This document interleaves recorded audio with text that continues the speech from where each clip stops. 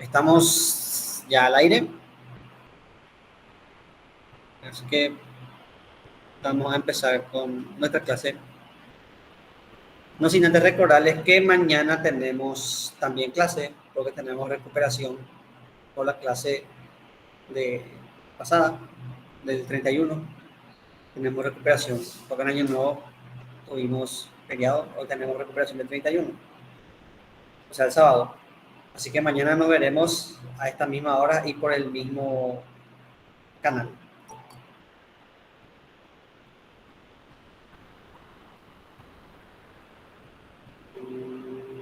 En un momento. Profe, una pregunta. Noemí, Una parte del programa dice, hay una parte de lógica. Ese vos habías dicho que no vamos a dar, ¿verdad? lógica. Sí, Lógica no va a entrar en. no entra, ¿verdad? Vos seguramente tenés el viejo programa. En el nuevo no Tengo, está más lógica. entiendo. Gracias.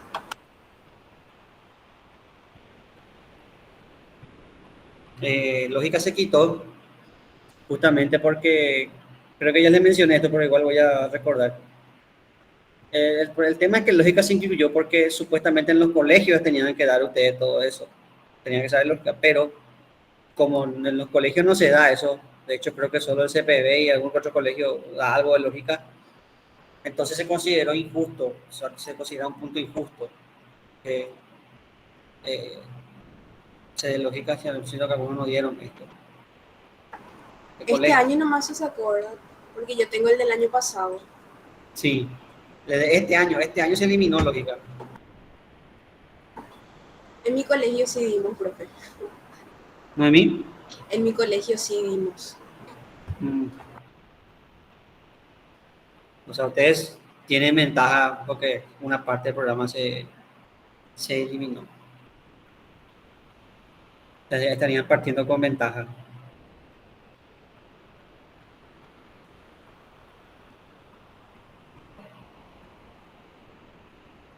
A ver, a ver, a ver, a ver, a ver. Y tengo los apuntes de filosofía.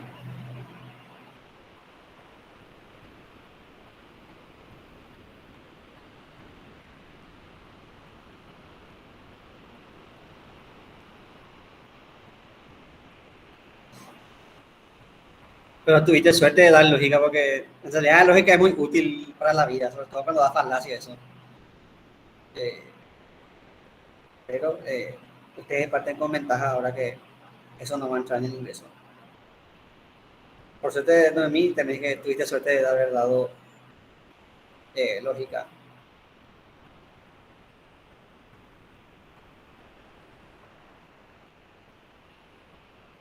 Bueno, la Europa es.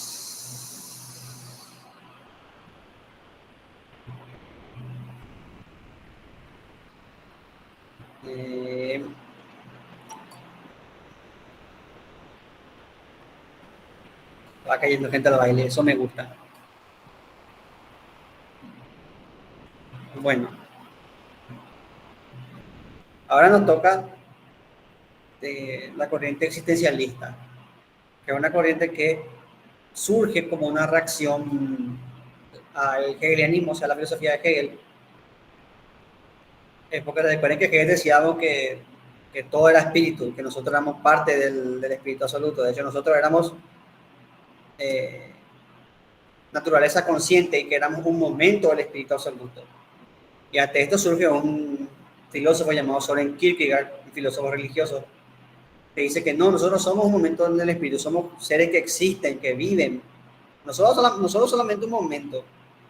Tenemos vida, tenemos existencia, existimos, estamos acá.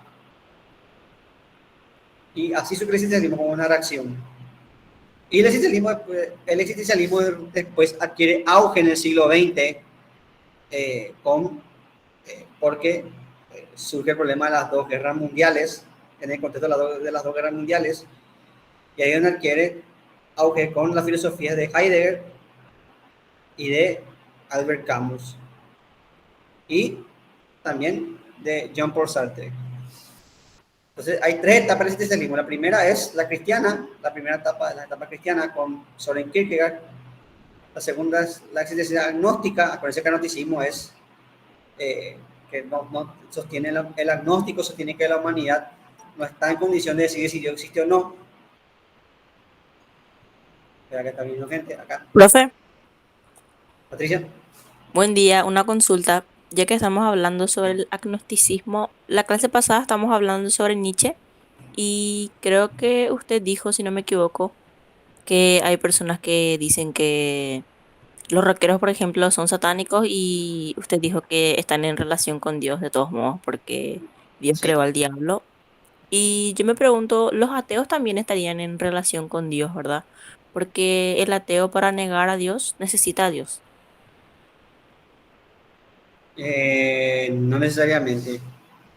Como puedes no creer en una fuerza superior y punto. Ahora, si sos ateo, pero seguir en el lineamiento de la moral cristiana, eso es, y admito que es difícil, porque nosotros estamos en una cultura cristiana, una moral cristiana, y tenemos tradiciones cristianas, y es difícil separarte de eso, pero no necesariamente que para negar a Dios necesitas a Dios. De hecho, justamente eso es lo que decían Nietzsche, vos tenés que destruir esos valores y construir en base a valores nuevos. Eso decía Y Nietzsche. Y ¿Y el el, agnóstico, profe? ¿Y el agnóstico tiene algo que ver también con lo que dijo Nietzsche? el agnóstico no sale a través del, porque dice que no, puede que sí, es una posición cómoda. Puede que sí, puede que no. Neutro. Sí. No tiene ni idea entonces, profe, el agnóstico. El agnóstico se tiene que el humano, en su limitación, no puede conocer, no puede decir si Dios existe o si no, porque Dios está más allá de la capacidad humana de conocimiento.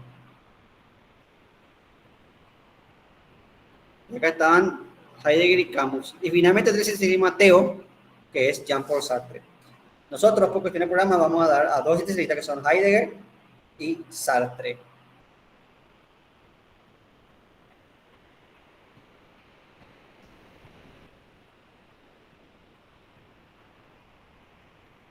Eh, Empecemos con Heidegger. Heidegger es un filósofo muy conflictivo, en el sentido que es muy difícil su análisis. ¿Por qué? Porque por un lado es posiblemente para muchos, para mí no, pero para muchos es el mejor filósofo del siglo XX, es Martin Heidegger. Pero el problema es que él eh, se afilió con el nazismo, con el régimen nazi. Entonces queda como esa mancha oscura así en su legado, el que le haya sido nazi. Él, de hecho, fue rector de la universidad y llegó a sacarle a varios profesores judíos, entre ellos a su maestro Husserl, que básicamente él, lo que hizo Heidegger fue adaptar la fenomenología de Husserl y fue muy injusto con su maestro porque su maestro era judío, entonces él aprovechó para eh, sacarle y tomar su lugar y después hacerse rector. Entonces, como él era nazi, las políticas, el régimen le ayudó. Cuando cae el nazismo, Heidegger también cae en desgracia y se recluye, se aísla en el silencio, así, o sea, no quiere comentar nada, no quiere hablar nada. Como una especie de penitencia, dicen algunos, pero en el fondo él nunca dijo, o sea, que estoy arrepentido de esto, o sea, que fui nazi, que bajón fui nazi, no, nunca, de hecho se llamó al silencio, se cayó, no dijo nada. Nosotros no sabemos hasta qué punto él era consciente de las atrocidades del régimen, yo creo que no era tonto, pero lo que sí yo creo que él tuvo miedo porque él dio un discurso donde decía que los alemanes están en el medio de una tormenta, decía él, porque él tenía miedo que tanto el capitalismo estadounidense como que el comunismo ruso socaven la identidad alemana. Y por eso él vio en el nazismo una respuesta, en el régimen nazi, vio una respuesta a la preservación de la identidad alemana. O sea, tenía miedo. Ahora, eso no le justifica el hecho de que le haya quitado, sacado del medio a varios profesores judíos. Eso no debe justificarle. Pero yo solamente estoy explicando el por qué él se adhirió al régimen nazi. porque tenía miedo del comunismo soviético y tenía miedo del capitalismo industrial norteamericano.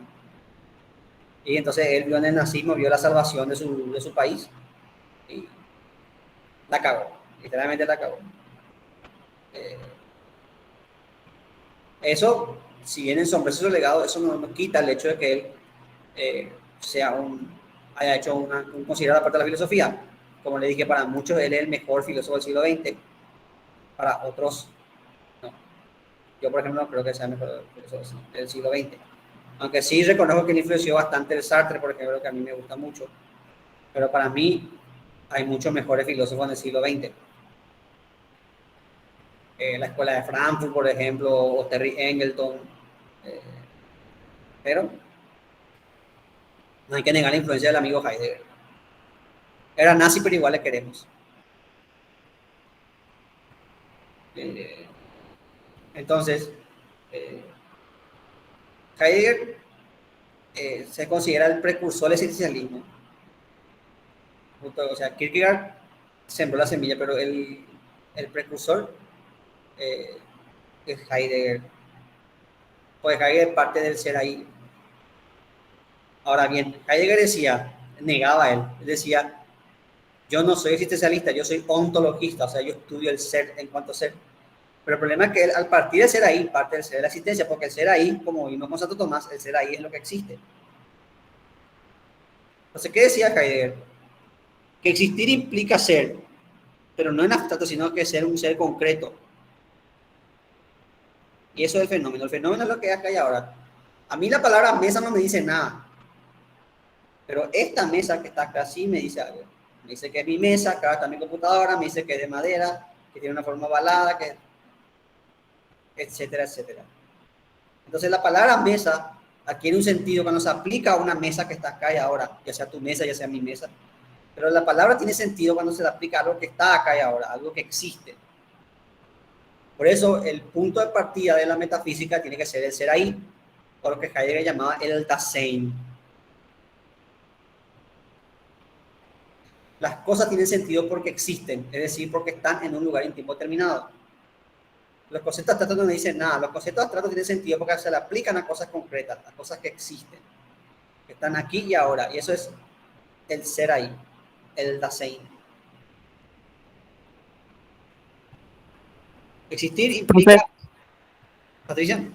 una consulta. Sí. Pero si en el examen nos saldría, por ejemplo, quién fue el precursor del existencialismo, ¿a cuál le pondríamos ahí? ¿A Heidegger o a Kierkegaard? Upa, esa sería una pregunta bastante jodida si te hacen en el examen. Porque ¿Verdad, profe? Kierkegaard toma el tema de la asistencia, pero el primero que hace una filosofía de la asistencia es Heidegger. Esa sería una pregunta tramposa si hacen en el examen. Tendría que tener alguna palabra clave para diferenciarle a los dos, pues entonces.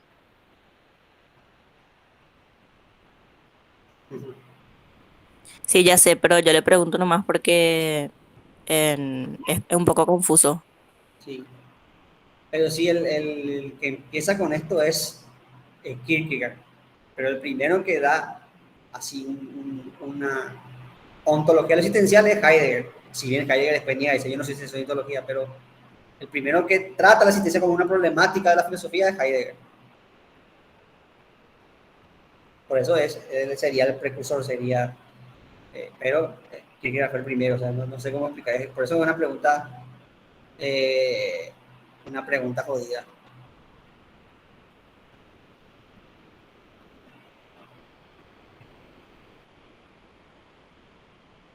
Eh, Yo, por ejemplo, por cuestión cronológica y filosófica, le pondría a Kierkegaard. Si me hiciera la pregunta, yo me jugaría por Kierkegaard. Pero es tramposa, porque Kierkegaard trató la problemática, pero Kierkegaard no le dio la dimensión a la existencia que le dio Heidegger. O sea, Kierkegaard ya habló de la existencia, pero Heidegger la convirtió en un problema filosófico. Entonces es complejo. Yo me jugaría por Kierkegaard por cuestiones temporales.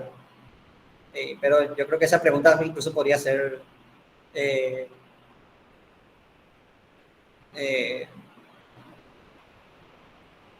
podría ser motivo de nulidad incluso en el examen, porque es jodida la pregunta. Espero que no le pongan eso, ¿verdad? Noemí, respondiendo a tu pregunta, ontología es el estudio del ser en cuanto ser. Profe, Patricia. fenómeno habíamos dado en Kant también y Sí, fenómeno era lo que se nos aparece a nosotros, ¿verdad? En un momento sí, dado. Por ejemplo, un perro, esta computadora. sí.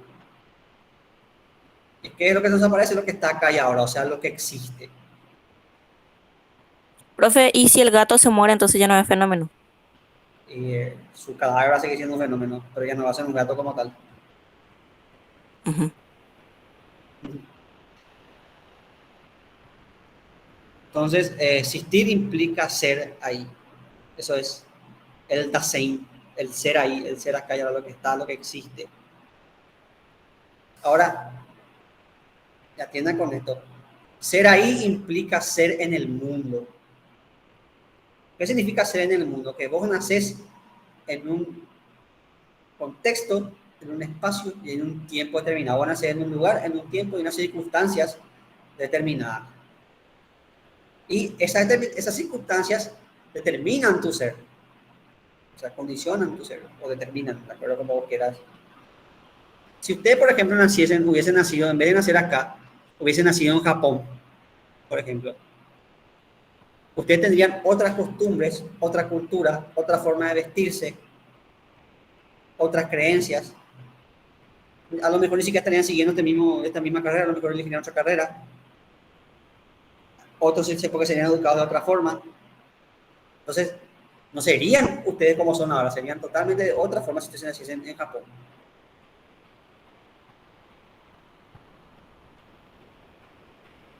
Pero no hace falta irnos tan lejos como Japón. Si usted se naciese en otra clase social, o sea, si usted naciese en una familia con mayor poder adquisitivo o con mucho menos poder adquisitivo, la vida de ustedes hubiese sido totalmente diferente y ustedes hubiesen sido una persona totalmente diferentes. Entonces, vos nacés en las circunstancias y esas circunstancias, ese lugar, ese aquí ahora, condiciona tu ser. Pero no solamente el aquí y ahora, sino también el tiempo. No es lo mismo nacer o ser joven en esta época que ser joven en la época de nuestros padres. A nuestros padres, por ejemplo, en el contexto nacional, a nuestros padres tocó la dictadura y era otro contexto, tenías que actuar de otra forma, tenías que desenvolverte de otra forma. Yo, por ejemplo, nunca me voy a olvidar cuando eh, mi hermano quiso tatuarse y mi papá le mandó a la China. Y yo pensé así, ¿por qué papá te metes en su cuerpo? Pero después entendí, en la época de la dictadura vos tenías que pasar desapercibido. Los tatuajes eso ya eran identificados, ya te usaban como marca, ya te identificaban con eso. Entonces era una marca que vos tenías. Y eso te podía meter en problemas en esa época. Entonces una forma de supervivencia era no tener nada, no tener barba, estar todo limpio, ¿sí? Estar con camisa bien vestido. Esa es una forma de supervivencia, no era... Y en el contexto de la dictadura donde vos, cuando querías meterte en problemas o estabas metido en un movimiento clandestino, tenías que pasar desapercibido. Entonces es otro contexto de nuestros padres de nosotros.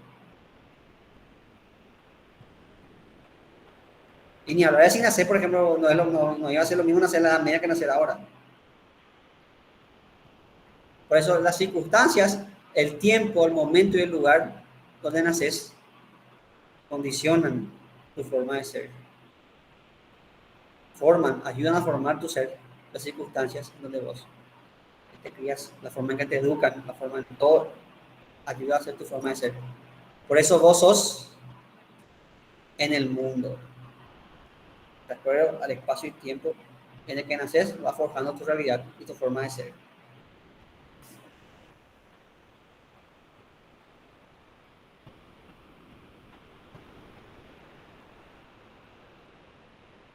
Y ahí ya estaba marcado. De hecho, yo te cuento que yo ya nací ya a final de la dictadura, yo nací en el 86. Pero te cuento que después del magnicidio de Argaña, hubo muchísimo control policial. Y también después del tema de los secuestros de la época de Nicanor con la época de Bernard, y también hubo muchísimo control policial. Y la policía entraba en los colectivos, por ejemplo, y le miraba a la gente que tenía aritos, piercing, y decía, vení, vos, a ver tu cédula, dame tu documento. Ya era sospechoso el tipo. Él se quedó el chip. Entonces ahí yo entendí por qué papá no quería que mi hermano se marque ni se ponga nada extraño ahí, porque es cierto, tenía razón, él es verdad, la policía te marca hasta ahora, aunque no estemos en dictadura, el hecho de que no tenga aritos, tatuajes, eso ya es pues yo recuerdo, a mí, yo me iba así con mi uniforme de colegio, eso, a mí no, una vez creo que me pidió por mi cédula, pero siempre la gente que tenía aritos, siempre, los que tenían cito de tacha o aritos, en esa época me estaba de moda el punk. Ya eso sí, tu cédula, tu documento, se te marca, pues. La policía ahí, sospechoso. Sí. Y yo tranquilo, yo no tenía ni piercing ni nada, yo tranquilo, ahí le miraba ahí. Y no te estoy Profe, hablando, ¿pasa lo mismo con las mujeres que tienen tatuajes o sería distinto? sí. Y te estoy hablando, imagínate, yo pensé cuando yo vi eso, porque yo viví eso, con el tema, cuando pasó el tema de los secuestros de María y eso. Sí, y yo pasaba, yo podía, eh, y ahí me di cuenta, pues yo primero le decía, papá, ¿por qué puta pensaba así? Papá, ¿por qué puta te metes ahí? Y me dice, no, quieren ponerse tatuaje, que se tatúe, que se ponga lo que quiera.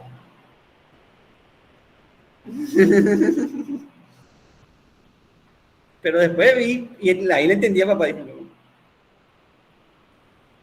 Y la gran actitud, porque la verdad, en el mundo ideal, vos tenés que poner un tatuaje así que la gente te tache como un delincuente. Tenés derecho a poner a hacer de tu cuerpo lo que querés, pero en la vida real no existe. Y te joden en el trabajo, te joden en el colectivo. No, nunca yo me tatué. Profe, hay muchos médicos que se les jode por eso, que no se les contrata eso. En serio. Y no, médicos nomás. Hasta ahora queda el estigma de que los tatuados son gente mal. Sí. Ven cómo hasta ahora estamos condicionados por el contexto así de la época, de nuestros padres de la época de... Entonces, pero el ser, esto es lo más jodido, que el ser también es ser con las cosas. En el mundo tenemos cosas, y dice, las cosas son herramientas, y nosotros le damos sentido a las cosas. O sea, esta mesa que yo tengo acá es una herramienta. Yo ahora uso para poner mi computadora, después voy a sacar mi computadora y voy a usar para comer. O sea, yo le doy sentido, yo uso la mesa, yo le doy sentido a esa mesa. Güey, contexto. El ser, no solamente nosotros somos, ya vimos que somos en el mundo, Patricia, que somos, que los eventos y las cosas condicionan, pero también somos con las cosas. O sea, en el mundo hay cosas, ahí está esta mesa, por ejemplo. Y nosotros le damos sentido a esta mesa. Yo puedo usar para comer, puedo usar para...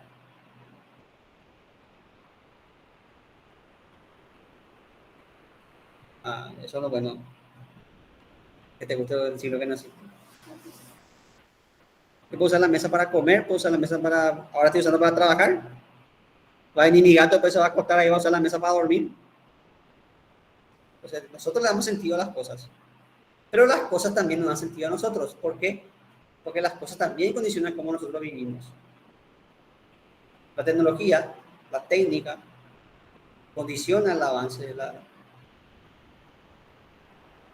piensen ustedes cómo esto cambió todo. Esto cambió la forma en cómo nos relacionamos, la forma en cómo nos comunicamos, todo cambió. Ahora Internet, tenemos una biblioteca acá en nuestra mano. Y celulares así, de esta gama, recientemente nomás son accesibles. Esta es una baratija, por cierto, un Huawei, es teléfono chino. Pero ustedes piensen, hace 10 años nomás. No, 10 años ya había un poquito... En el 2005, pongan ustedes. Piensen ustedes, ¿cómo eran los celulares en el 2005?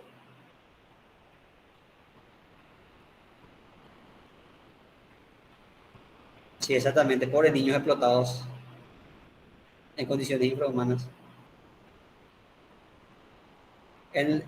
Así, exactamente, Paula, era un ladrillo el teléfono. Quiero hacer una pregunta seria. ¿Verdad? ¿Cuántos de ustedes usaban un teléfono analógico? Teléfono pip, pip, pip, pip. ¿Cuántos de ustedes llegaban a usar eso?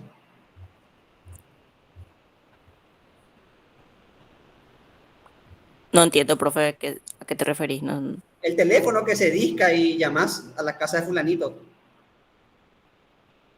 Mis papás tenían, pero nunca usé. Acá Paula respondió yo. Yo también usé, yo soy de la vieja escuela. Ustedes no saben entonces lo que era cuando tenías que llamar a tu compañerita y tenías que rezar a Dios para que no le... sos ateo, pero iba a tener que rezar a Dios para que no te atienda a su papá así. ¿Quién sos? ¿Qué querés? Te voy. Entonces ven cómo la tecnología...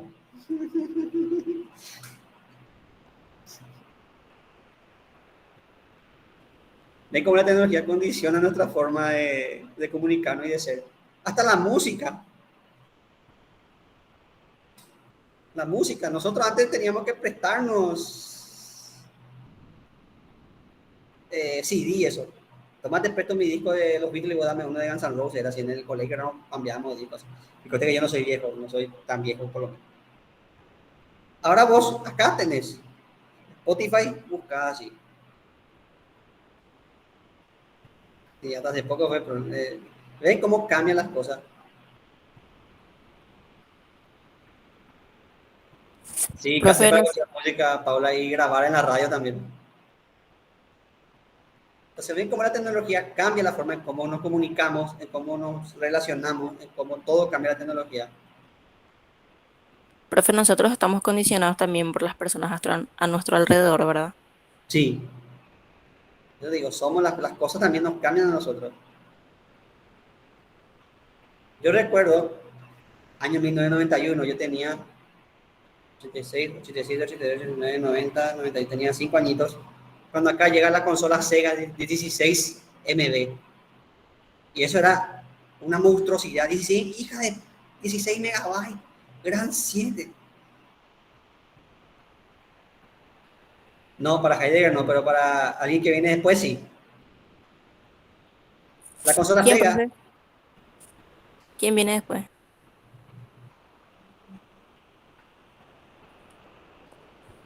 la consola Sega 16 MB, esa que jugaba Sonic, el juego de Sonic, eso está en la Sega 16 MB, la Sega Genesis.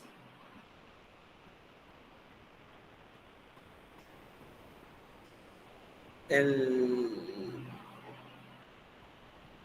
Y era así, 16 megabytes era una monstruosidad. Ahora 16 megabytes no es nada. Un pendrive tiene 100 veces más que eso. ¿Ven cómo avanza la... Nosotros íbamos a la casa de nuestro vecinito que tenía la Sega y íbamos todos a jugar ahí en su casa los fines de semana y nos íbamos allá. Pepín se apodaba mi vecino. Nos íbamos a jugar ahí en su casa ahí. Su mamá preparaba chocolatada. Y turno a turno perdía y tenía que darle el turno al otro. Ahora esas clases de juegos entran en este teléfono, así, a mí en mi mano, así. Entonces ven cómo la tecnología también cambia nuestra forma de ser.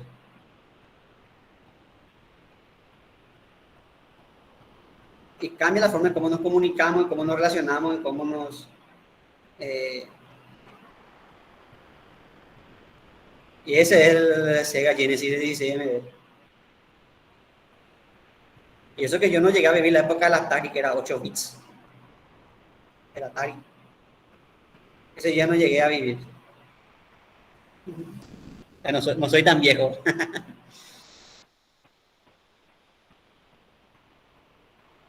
Bueno, entonces ven cómo nosotros nos vamos condicionando por la tecnología y la tecnología nos va condicionando a nosotros también. Y acá lo que decía Heidegger, ser ahí, respondiendo a la Patricia que preguntó, ser ahí también significa ser ahí con. Es decir, nosotros influimos en nuestro grupo de amigos, de familia, y nuestro grupo también influye en nosotros.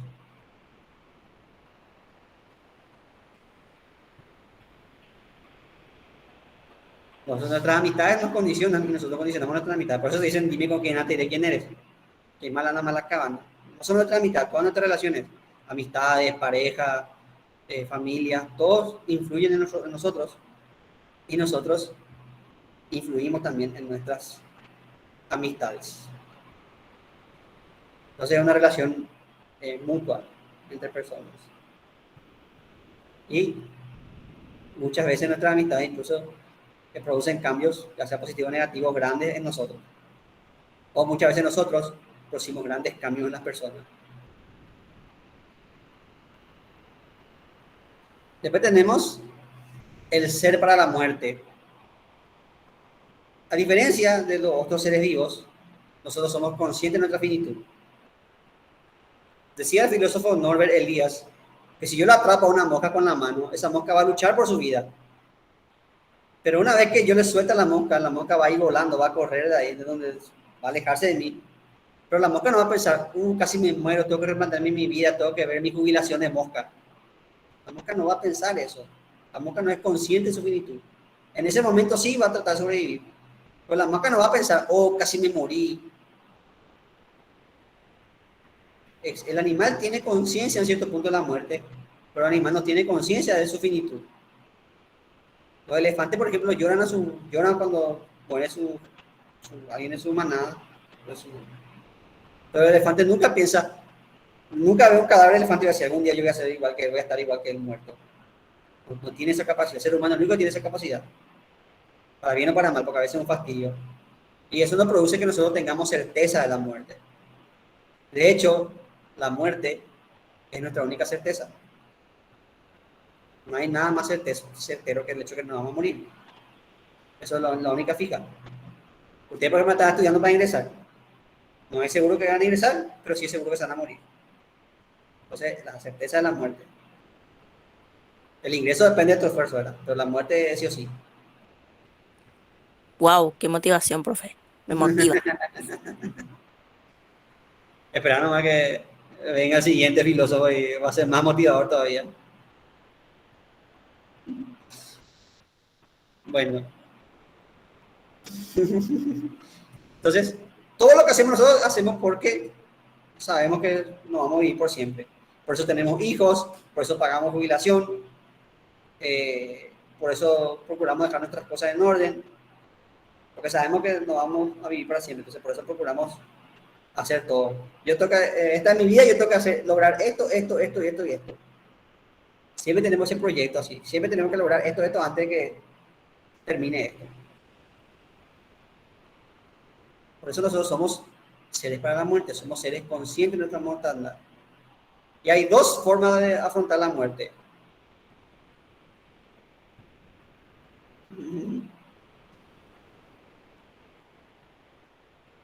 Esa es la finalidad de la filosofía, Alex. Hay dos formas de afrontar la muerte. Sí, según Heidegger, sí.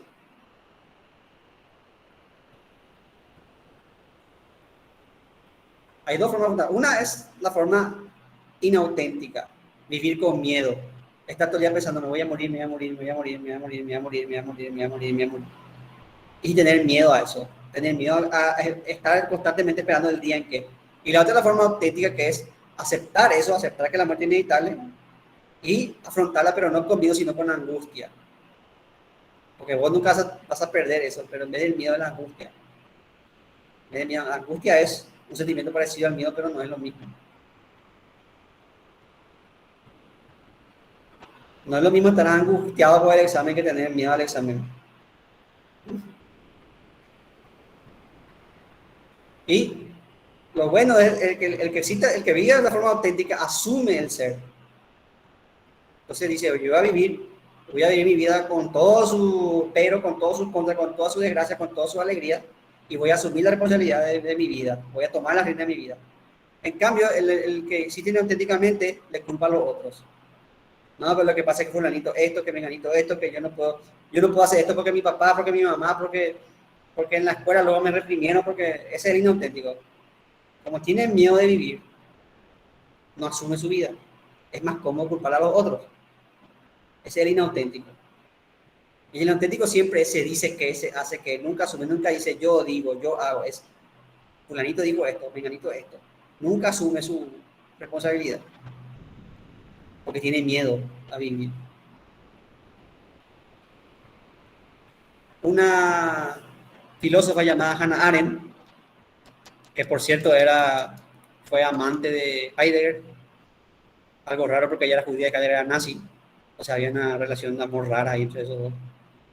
Y de paso te demuestra que Heidegger era medio hipócrita también.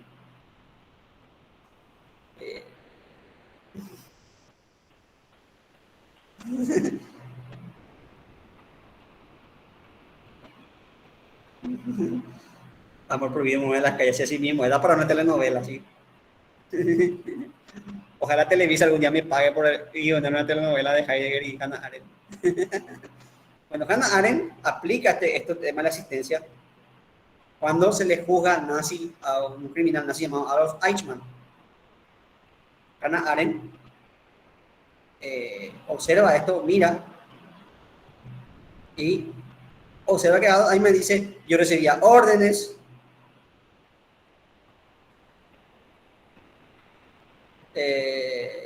yo hice solamente lo que me ordenaron.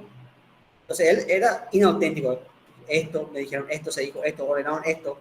No asumió la responsabilidad de su acto, no dijo. Y Eichmann prácticamente era el administrador de los campos de concentración. O sea, era un monstruo. Gracias a él murieron miles de personas. Entonces, y eso lo horrorizó a Hannah Arendt, por eso ya lo de la banalidad del mal. Porque dice, yo esperaba verle a un tipo malvado, un tipo que diga, son judíos, tienen que morir, ay, que escupa fuego así. Pero no, era un pobre inútil que decía, yo solo seguía órdenes, yo solo. Y eso es lo más aterrador, dice Hannah Arendt. Que el malo no es el tipo que, el malo es el tipo que sencillamente se deja llevar, que hace esto y hace. Eso es la banalidad del mal. El mal puede hacerlo cualquiera. Nosotros estamos acostumbrados a ver el malo en las películas, en los dibujitos, en los animes, estamos acostumbrados a que el malo sea así un tipo que sea así un reverendo hijo de su... Pero en realidad el malo el malo de la vida real es más parecido a Adolf Eichmann. Es un tipo que se le dijo, a mí echame esto, y el tipo así, a mí echame, sí, hoy murieron 100 millones de personas, sí, que anota su bitácora ahí, hoy murieron 100 millones de personas por gas, día tanto, nada. Eso es el mal. Profe, Elías. pero entonces en teoría todos somos malos. Tipo, Y ese todo es el problema. Ahí está el constante. problema. Y te agrego más, Elías. Hay experimentos psicológicos que demuestran eso. ¿Cómo así, profe?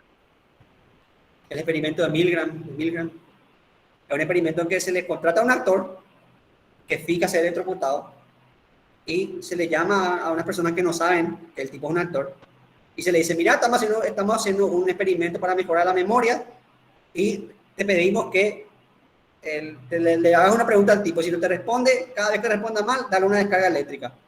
Y cada vez que responda mal, aumenta la descarga. Y vamos a ver si el tipo memoriza o no memoriza.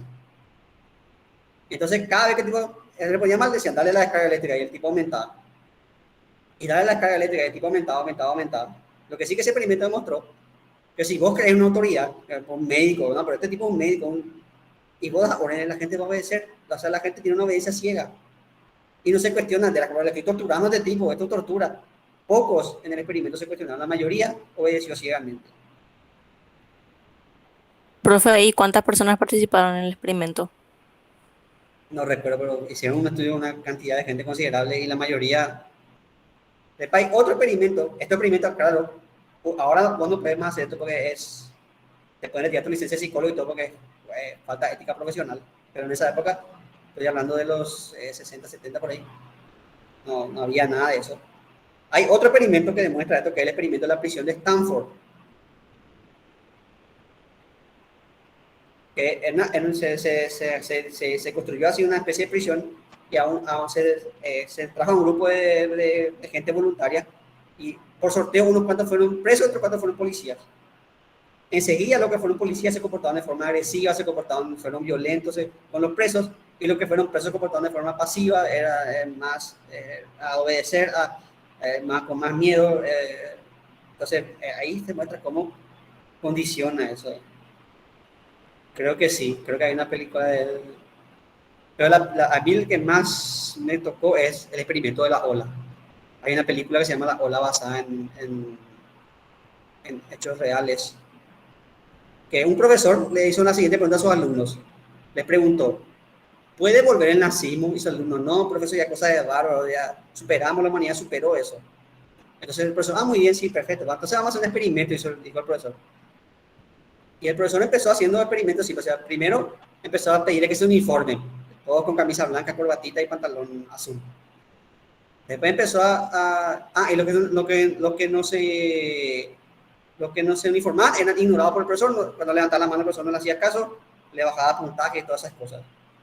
Después empezó a hacer más, empezó a pedir que se levante cuando él llegue, que se siente cuando él... Después ya empezó a pedirle un saludo, que era así, el saludo de la ola era así. Lo que sí que al final el profesor termina convirtiéndole a sus alumnos en un grupo, en un culto llamado la ola, que era básicamente una SS, o sea, el profesor inventó básicamente una SS.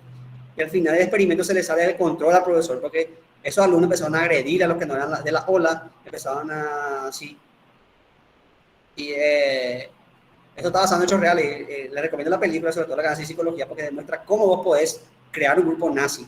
O sea, no es que el nazismo era cosa del siglo pasado, de bárbaros, sino que puede pasar ahora. Si vos le condicionás a la gente y le haces obedecer, y eliminar el pensamiento crítico, vas a tener una SS y te va a salir de control.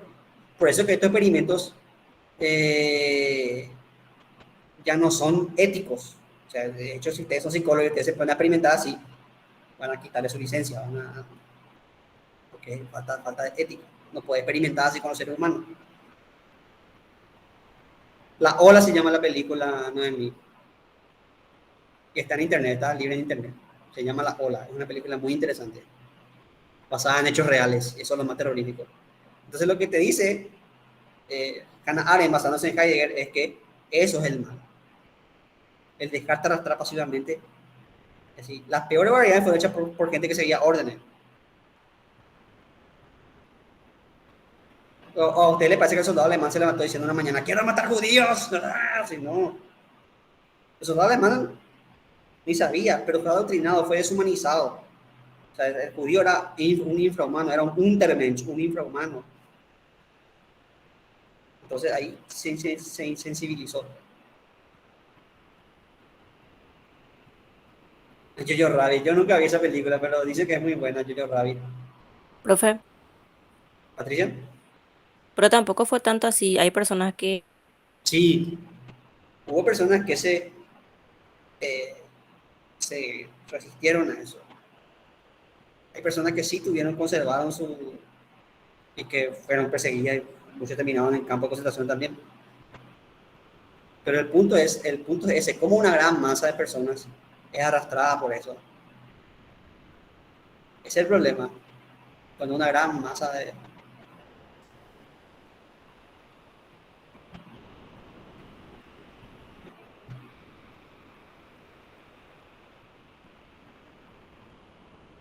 Finalmente Heidegger habla del lenguaje.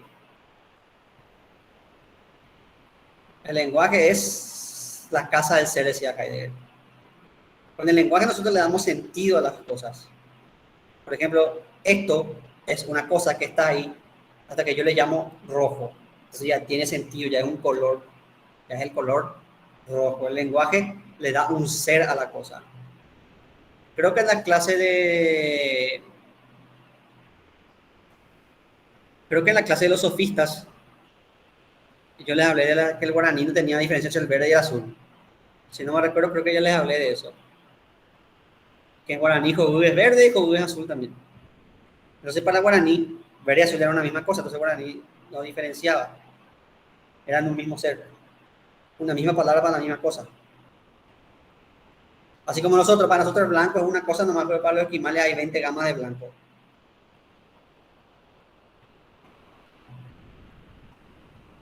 Entonces, el lenguaje es lo que le da ser a las cosas. Para guaraní, verde y azul eran una sola cosa, no eran dos cosas distintas, porque es el lenguaje. Y como decía un filósofo alemán, Ludwig Wittgenstein, los límites del lenguaje son los límites de mi mundo. Mientras yo más palabras conozco, más amplio va a ser mi mundo.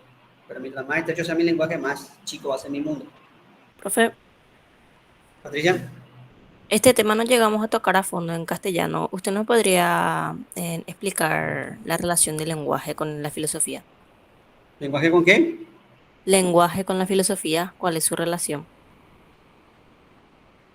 Y bueno, evidentemente vos tenés que filosofar en un lenguaje dominado. Entonces, la filosofía es, ahora la pregunta es, en el siglo XX surge la lingüística, que es la rama que estudia el lenguaje, y surge la filosofía del lenguaje. Y hay filósofos como el primer Wittgenstein, porque Wittgenstein tiene dos etapas. Una etapa en la que decía que la filosofía se reduce al análisis del lenguaje, y otra etapa en la que se da cuenta que eso no es así, el Wittgenstein 2. Pero el Círculo de Viena siempre defendió la filosofía del lenguaje, o sea que la filosofía tiene que limitarse al análisis del lenguaje. En cambio, eso ya es, por ejemplo, Wittgenstein en su segunda etapa cuestiona eso, porque dice que el lenguaje da valor a las cosas, pero que hay juegos de lenguaje. Por ejemplo, yo digo papá, y puedo decir, o padre, y puedo estar refiriéndome a mi padre. Exactamente, el lenguaje es el vehículo de la filosofía. Pero ¿cómo usamos el lenguaje? ¿Cómo interpretamos el lenguaje? Porque yo digo padre y puedo estar refiriéndome a mi padre, puedo estar refiriéndome al país, puedo estar refiriéndome a Dios Padre Todopoderoso, puedo estar diciendo que padre, como dicen los mexicanos.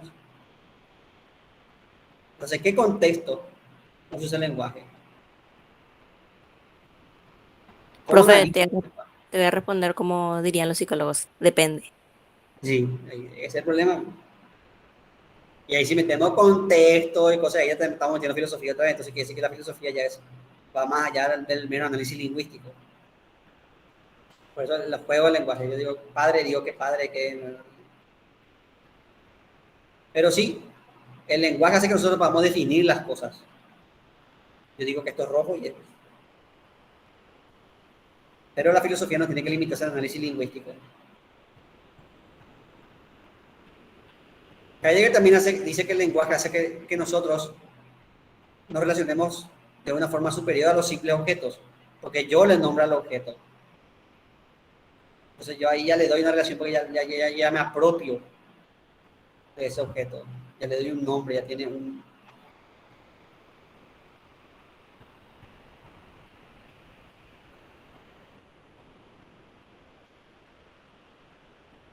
Ahora hablemos de Jean-Paul Sartre.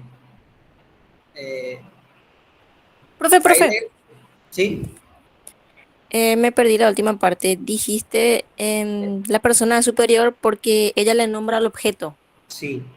Nosotros Entonces el objeto es inferior. le nombramos y le damos sentido al objeto. Yo, por ejemplo, digo, me gusta el rojo porque el rojo llama la atención.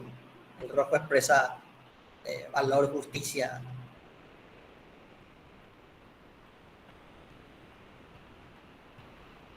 Entonces, yo le doy sentido a las cosas a través del lenguaje.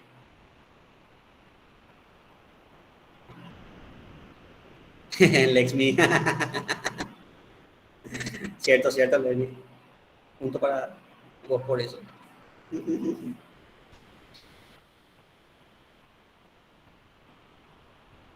Ahora vayamos con Jean-Paul Sartre. Jean-Paul Sartre nació en Francia y para entender el contexto de Sartre tiene que tener primero su filosofía.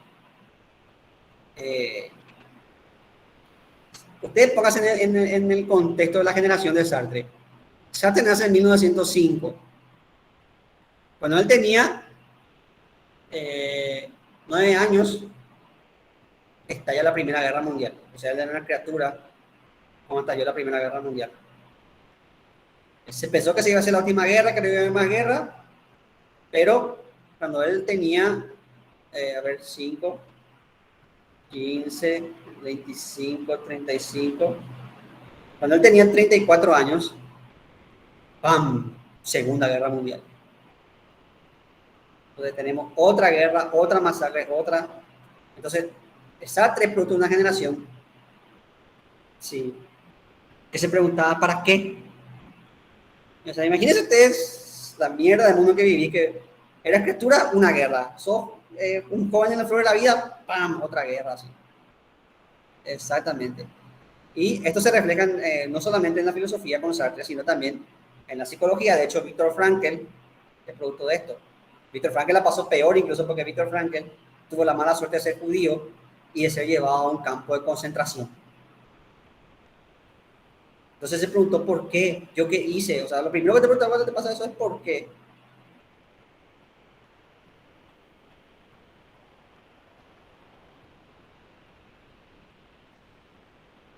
¿Qué vio Profe, Patricia? pero Viktor Frankl no era un psiquiatra, profe, Y por eso, que le salva a mucha gente ahí en sí, los campos de concentración. Él falsificaba documentos de sus pacientes y así le salvaba. sí. Pero él terminó en un campo de concentración. Y lo primero que se preguntó es el por qué. ¿Yo qué hice? ¿Por qué me estoy acá? Lo segundo era si vale la pena vivir. Entonces él decidió que quería vivir y empezó a explicar cómo hacía para vivir, que se afeitaba para que le vean sano y que le sigan haciendo trabajar en vez de llevar a la cámara de gas. Y que, por ejemplo, cuando había el plato grande de sopa, él procuraba no irse entre los primeros, sino más bien más o menos hacia la mitad para abajo, lo último, porque así la sopa pues, se concentraba abajo y le tocaba más comida, menos agua y más comida en su sopa. Entonces él le contaba que así hacía para sobrevivir. Pero cuando sale se da cuenta también que toda su familia está muerta, toda su familia. Entonces se pregunta cuál es el sentido de la vida, si tiene sentido la vida. Entonces esa es la pregunta que se hace toda la generación de él, Sartre, Viktor Frankl, entonces ellos se preguntan si tiene sentido la vida. Porque imagínate, vivir una guerra mundial y otra guerra mundial, ¿qué sentido tiene la vida?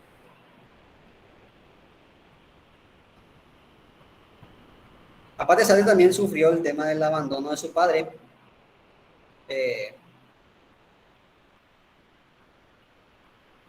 Esas son cosas que se preguntaba esa generación.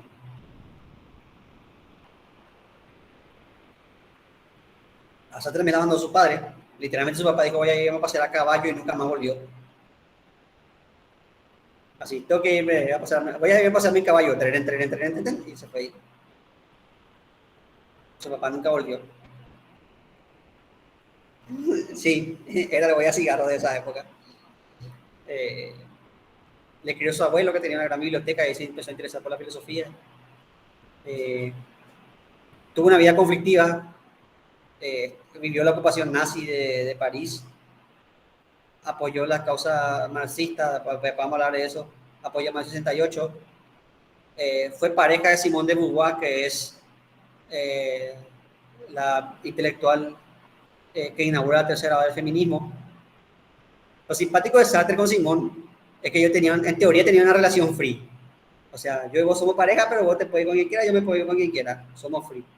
Pero lo simpático es que cuando uno se iba con otra persona, el otro le celaba. Sartre se metió con una periodista y Simone de Beauvoir armó un escándalo. Simone después se mete con Nelson Agri, que era otro periodista, y Sartre armaba un escándalo. O sea, era una relación free, pero al final no era tan free su relación.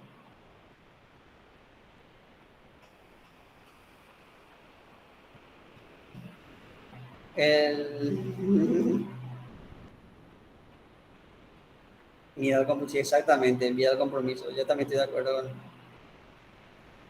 Entonces, como le dije, Sartre, por eso van a entender la filosofía de Sartre sabiendo que era parte de este contexto. Sartre, igual que Heidegger, empieza distinguiendo dos seres: el ser en sí y el ser para sí.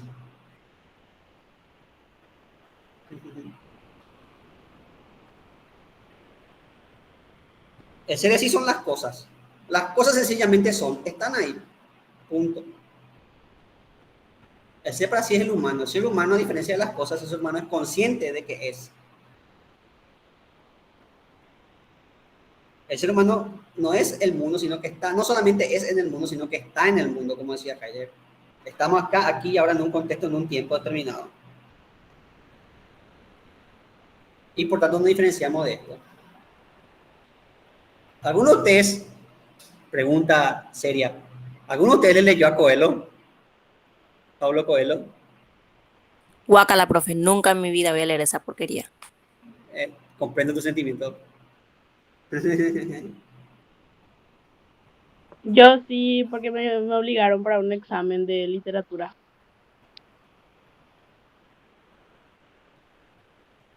No te escuché, perdón. Que yo sí le leí, profe, porque Ah, mi examen era ese, para literatura creo que era, no me acuerdo. yo también le leí. Confieso que le leí a Coelho. Cuando era más joven y más estúpido, y una chica linda me prestó La Alquimista.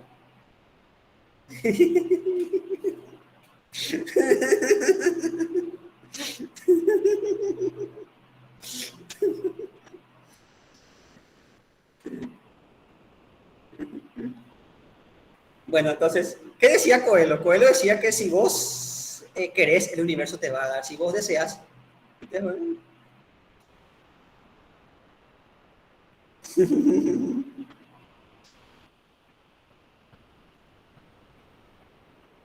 Volvamos a...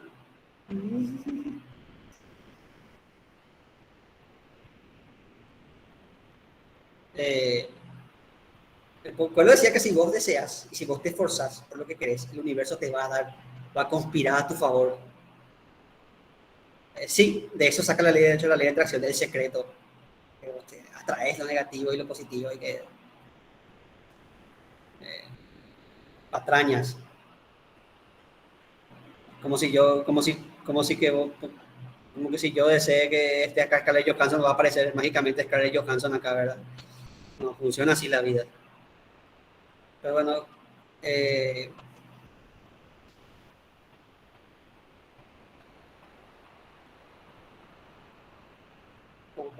¿cuál decía eso? Que de que ahí te aparece, yo te elijo.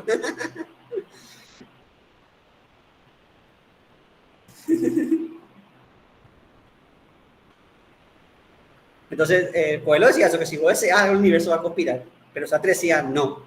El universo es indiferente a todo. El universo no le importa ni tu crush, ni que sos pobre, ni que sos... El universo es indiferente a todo, porque el universo sencillamente está ahí.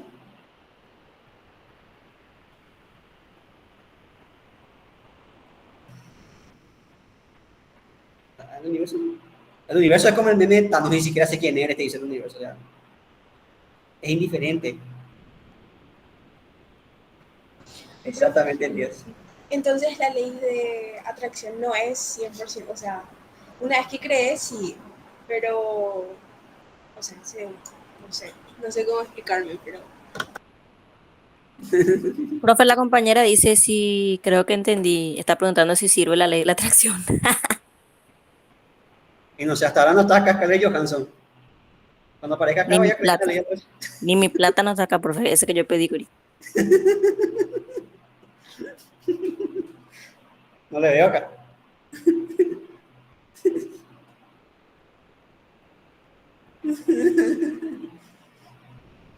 Bueno, hablando ya en serio, lo que decía Sartre, para Sartre, ya recordé de la compañera, para Sartre no sirve, porque para Sartre el universo es indiferente a tu el universo está ahí, no tiene sentido, la vida no tiene sentido, nada tiene sentido. Nosotros sí estamos ahí, somos conscientes, y nosotros somos los que le damos sentido a las cosas.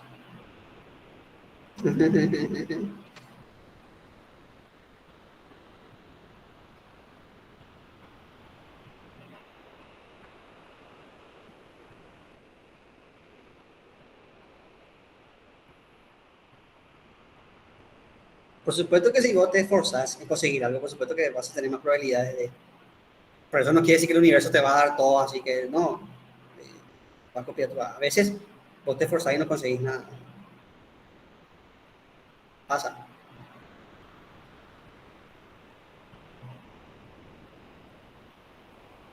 De acá, Sartre parte de la náusea. Como vi un universo no tiene sentido. Y nosotros somos arrojados al mundo, o sea, ninguno de nosotros pidió nacer. Y nadie dijo, ¿cómo qué ganas de nacer acá en Paraguay en el año 1986? Nadie dijo así, o sea, nosotros nacimos acá, en un mundo, en una circunstancia, en un lugar determinado, con condiciones geográficas determinadas. No pedimos ni dónde, ni cuándo, ni cómo, ni por qué nacer.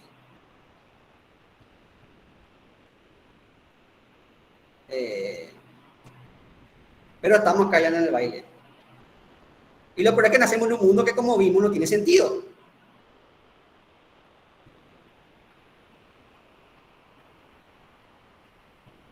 Sí, que gana de bienvenido de pandemia. Como vimos, en un mundo que no, y nosotros, por tanto, tenemos que darle sentido. Nosotros estamos arrojados al mundo. Por eso se aprecia la náusea. Somos como el vómito, como arrojamos al mundo. Sí, esa relación se ve, pero Sartre ve como algo malo eso, porque para Heidegger no era malo, para Sartre sí, porque estamos arrojados al mundo que no tiene sentido. Por eso decía Sartre que la existencia precede a la esencia. Porque, por ejemplo, un gato ya es gato cuando nace gato. Un gato no tiene que hacer nada para ser gato, ya tiene todo lo que tiene para ser gato, ya tiene su garrita, tiene sus dientecitos, y cuando puede ya se desarrolla y puede hacer gato todo lo que quiere. Un perro también, una planta también. Sí, filo, gato la facu, yo también le quiero. Pero en cambio un humano no. ¿Qué tiene que hacer un humano para ser humano? Tiene que tener una carrera, formar familia, ser un buen profesional. Hay muchas cosas que tenemos que. Entonces nosotros nos vamos haciendo. No es que nosotros ya somos, sino que nos vamos haciendo. Por eso nuestra esencia, nuestra existencia especial es porque primero existimos y después nos vamos haciendo. Profe, ¿y qué somos si es que no formamos nuestra carrera y no tenemos una familia y no tenemos los nada? ¿Qué somos entonces? Y esa es la pregunta, ¿qué somos? Profe, pero en ese caso, por ejemplo, nosotros no le daríamos sentido a la otra persona. Es decir, si una familia tiene, por ejemplo, una criatura que no puede valerse por sí mismo porque nació con capacidades especiales, digamos, entonces ellos le definen a esa persona como persona. Sí, ya vamos muy después a eso, Elia, pero ahora se trata de en qué sos vos. ¿Qué tenés que hacer para ser vos? Tenés que estudiar, conseguir trabajo, tener familia, y es la respuesta de la compañía. Y si no, ¿qué? ¿Fracasaste? ¿No fracasaste? ¿Cómo te sentías al respecto de eso? Hay gente que piensa, por ejemplo, que el no tener hijos o algo así es un fracaso. O sea, gente que quiere tener hijos no tiene eso. Y hay gente que dice que no, pero ahí está, ¿ves? El tema es que nosotros no somos, sino que tenemos que ir siendo, de acuerdo a nuestra creencia, a nuestro propósito y a lo que queremos, a lo que esperamos de la vida. El problema es que hagamos lo que hagamos, vamos a morirnos. Entonces, por más que queramos darle sentido a la vida, esta no tiene sentido porque todo sentido que le demos termina con la muerte. Por más que vos te cases, tengas hijos, una profesión decente, ganes $1 millón al mes, igual te vas a morir y todo lo que hiciste, todo lo que va a quedar ahí. Vos decís, profe, pero la posteridad me va a recordar. Sí, pero ya no estás, vos ya no sos. Tu proyecto terminó ahí. Entonces la pregunta que está atrás es, ¿qué sentido tiene vivir si todo termina en la nada? En el absurdo, en la muerte. ¿Para qué hacemos lo que hacemos? ¿Para qué estudiamos? ¿Para qué formamos familia? ¿Para qué trabajamos? ¿Para qué? Si esto va a terminar y vamos a quedar un proyecto incompleto. Por eso Sartre decía, el hombre es un paréntesis de entre dos nadas. Exactamente, el hombre viene de la nada y a la nada se va. Y por eso el hombre es una pasión inútil, porque haga lo que haga, va a terminar en la nada. Y no importa cuántos logros y cuánto haya logrado en su vida, eso va a terminar, porque eso es una verdad inexorable.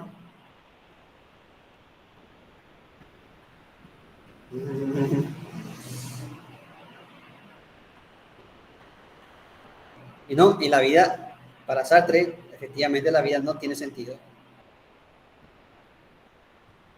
Pero para más INRI está el otro. Así como yo fui arrojado a la nada en un mundo sin sentido, también el otro fue arrojado a la nada en un mundo sin sentido. Y los dos tenemos que darle sentido a la vida. A pesar de que al pedo, pero bueno, ya que estamos acá, vamos a darle sentido. Pero el problema es que al yo darle sentido a la otra persona, yo darle sentido a todo lo que me rodea, eso implica darle sentido a las otras personas. Y al yo darle sentido a la otra persona, le estoy cosificando, le estoy convirtiendo en cosa. Voy a dar un ejemplo. Yo me voy en un colectivo. Yo me subo en el colectivo, hago mi tarjeta, pongo mi tarjeta pipi y me voy hasta, no sé, el centro, Sajonia, y me bajo. Yo le vi al chofer, a lo mejor le dije buen día, le saludo, me voy. Pero vos no le ves al chofer, o sea, vos le ves al chofer como una persona que te lleva de un punto A a un punto B. O sea, la función del chofer es llevarte de acá hasta acá. Entonces vos, al dar esa función al chofer, le está diciendo que el chofer es una cosa que te lleva de acá a acá. A vos no te importa la vida del chofer, ni no te importa sus sueños, sus anhelos, sus deseos. No te importa, lo que te importa es que te lleve de acá hasta ahí. Y esto también es recíproco para el chofer. Tampoco le importas vos. Al chofer no le importa tu día, ni tu vida, ni a dónde te vas, ni por qué. Al chofer lo único que le importa es que vos pongas tu maldito boleto y te vayas al fondo. Hay lugar al fondo, hay lugar. Entonces el chofer también te cosifica. Vos le cosificás al chofer y también el chofer te cosifica a vos. O cuando ustedes están en...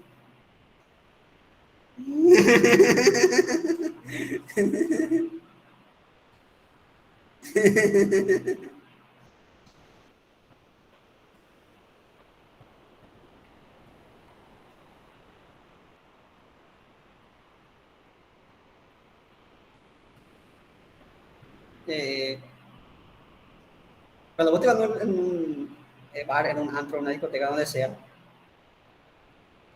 existencialista de Sartre. Su amigo Camus es absurdista, Patricia. Como te decía, cuando te vas a un restaurante y vos mirás y le ves a una chica o a un chico, vos no pensás, oh, debe tener sueños, ambiciones, metas, deseos, anhelos, no, vos pensás, está bien. O ahí le cosificás. Y de hecho nosotros definimos a las personas como cosas, por eso decimos mi amigo, mi pareja, sí, exactamente, vos pensás así, qué linda la chica, qué buena. O sea, directamente le reducís a cosas, es una chica que está. Y a la persona también, es mi mamá, mi papá, mi amigo, todo es mi. Eso quiere decir que vos estás definiendo en función a lo que es. Sí. Es mi papá, es mi amigo, es mi hermano. Profe, espera, me perdí. ¿Alicia? O sea, que me perdí.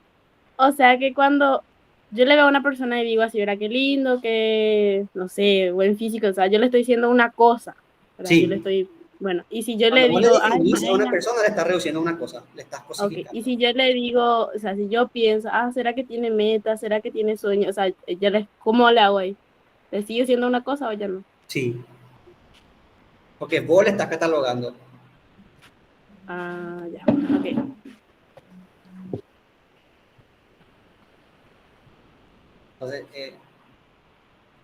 Entonces por eso Sartre decía, el otro me cosifica, el otro es mi infierno, el infierno son los demás, porque los demás me hacen cosas. Entonces es imposible una relación no cosificante con el otro. Porque vos, de hecho, la palabra relación ya le está dando sentido al otro. Vos sos mi amigo. O sea, ya le da un sentido ahí, mi amigo. Y esperas ciertas cosas de tu rol, del rol de tu amigo. O mi pareja, vos esperas ciertas cosas de tu pareja. Entonces ahí le estás cosificando. Y le estás convirtiendo en cosas. Por eso Sartre decía que la relación entre seres humanos es imposible.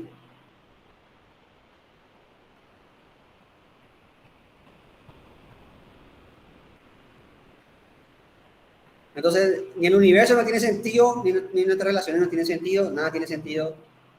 Profe, Patricia, ¿por qué es imposible la relación según él? porque al vos, al establecer una relación con la otra persona, vos ya le cosificás.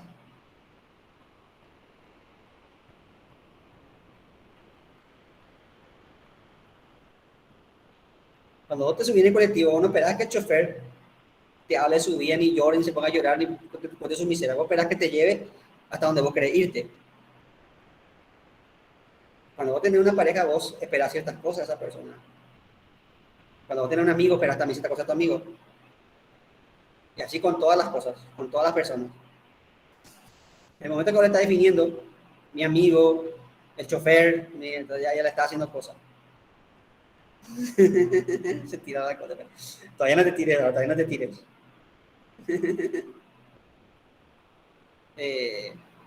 Entonces la relación entre humanos, entre personas es imposible.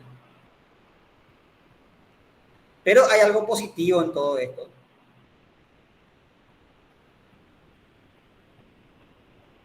Hay algo positivo en todo esto, que es la libertad. Lo bueno de que nada tenga sentido, decía Sartre, es que vos le das sentido a las cosas. Y sos libre de darle sentido a las cosas. Yo les hago una pregunta a ustedes.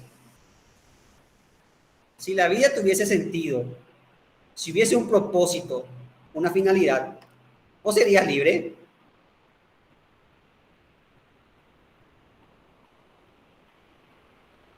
Pregunto. Elías dice no. Si la vida tuviese sentido, o sea, si, Claro que no, si ya te va a estar diciendo qué tenés que hacer y no, todo. porque ya nacés con un propósito, tenés una función en la vida, ya está destinado a eso. Entonces quiere decir que no sos libre. Entonces lo bueno que no haya sentido de nada es que vos sos libre. Pero Sartre iba más lejos. Sartre decía, no solamente sos libre, sino que estás condenado a ser libre.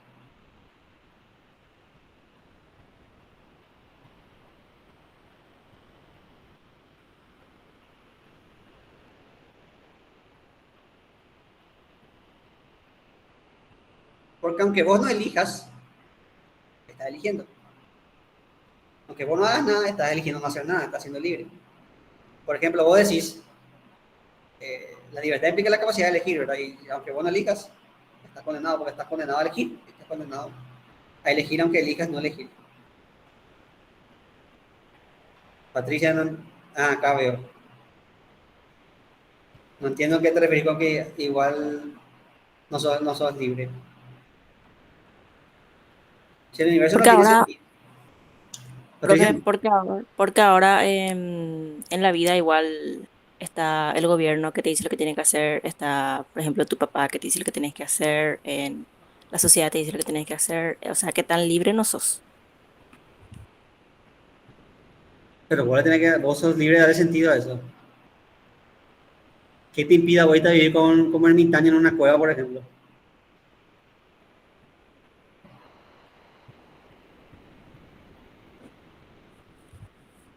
O si quieres, puedes elegir. Sí. Yo creo más bien que nos quieren tener condicionados.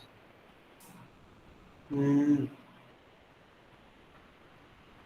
Sí, profe, pero es que no se puede en los países que no están tan desarrollados, uno no puede decidir no trabajar, no estudiar, ¿verdad? Porque vos necesitas eso. Si vos no tenés luego plata y decís, yo no voy a trabajar, yo no voy a estudiar, o sea, ¿cómo te vas a mantener? O sea, ¿qué tan libre no sos? en ese sentido, sí, pero siempre puedes elegir y te había una cueva. Vivir de lo que cazas y pescas.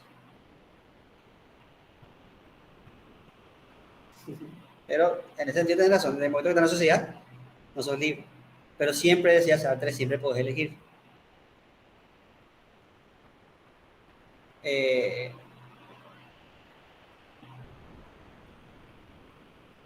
Sartre, por ejemplo,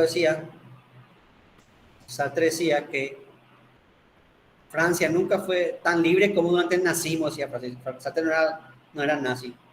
Pero Sartre decía que cuando vino el nazismo, los franceses podían elegir entre apoyar el nazismo o irse a la resistencia francesa Esas eran las dos opciones.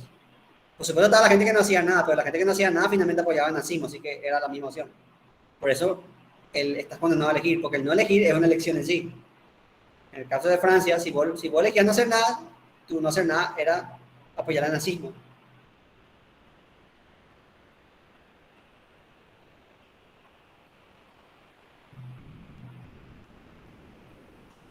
Por eso Sartre decía, nunca Francia fue tan libre como durante la ocupación nazi. Porque ahí todos fuimos obligados a elegir. Es como cuando yo digo, no voy a votar porque todos los políticos son corruptos, que es cierto. Entonces, si todos los políticos son corruptos, no voy a votar. Pero el hecho que vos no votes le va a dar ventaja a un candidato por sobre el otro. Tu no voto va a ser un voto para alguien. Va a ser de ayuda para alguien. Entonces al final estás eligiendo. Por eso si a Sartre estás condenado a elegir. Y Sartre también decía que esto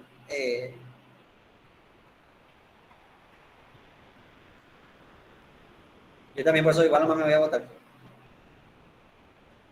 Procuro ver si cuál me convence, cuál es el peor el menos mamarracho de los mamarrachos y voto. Pero el tema es que al no votar, por ejemplo, si vos no votas, el candidato que tiene más ventaja va a aumentar su diferencia con tu no voto.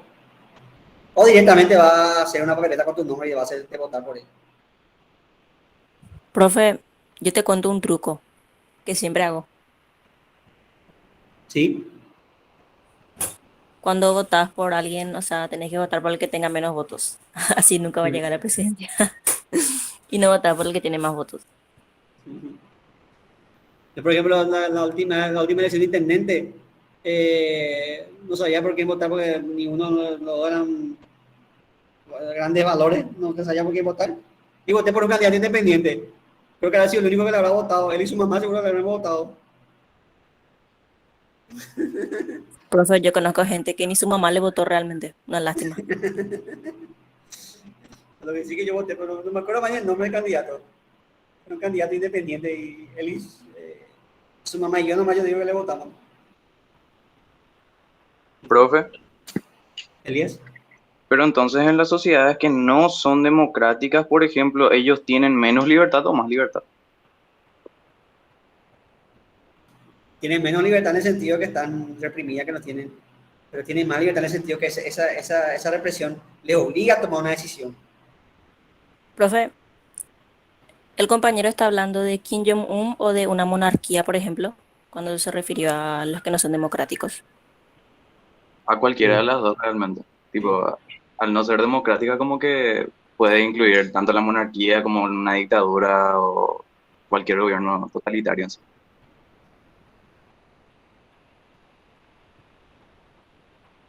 Ahora bien, otra cosa que decía Sartre,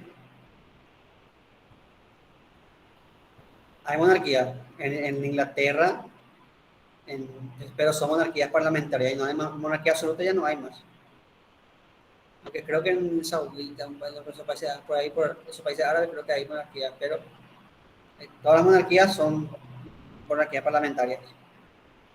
Profe, y si te están diciendo que tenés la libertad de elegir, te están diciendo elegí, entonces te están obligando a elegir también, entonces no tenés libertad para no elegir. Libertad para no vivir. No, para no elegir. O sea, si me están diciendo a mí, El tema es elegí que al no elegir estás eligiendo. sí, y si te dan la libertad, o sea, si te, ya me mezclé todo ya. Tu no Y te elección dan- es una elección. Y si te dicen Dayana, que no tenés elección de, si no tenés la elección de no elegir, No, porque eso es una elección en sí. Entonces estás condenada a elegir. qué quilombo, profe. Otra cosa, Profe, Elías, una consulta, pero entonces ahí entra en un conflicto, tipo, una persona, por ejemplo, que, digamos, viste que la única cosa sobre la que no tenemos elección es la muerte, supuestamente, pero hay personas que eligen el suicidio, entonces vos estás eligiendo morir, sí. pero, y supuestamente sos más libre que una persona que sigue su vida normalmente y espera una muerte natural, ¿verdad? pero entonces esa persona está decidiendo vivir. O sea que en cualquiera de los casos, o sos libre o no sos libre. Tipo, sos ambas cosas al mismo tiempo. Justamente en la novela de Sartre se plantea eso, en su novela La náusea.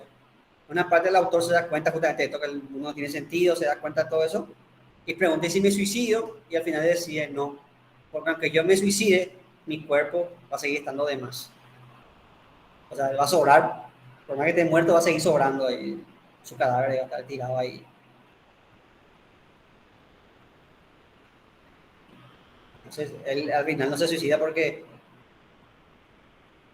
¿para qué? Se pregunta si vivir para qué, bueno, y suicidarte y para qué también se pregunta.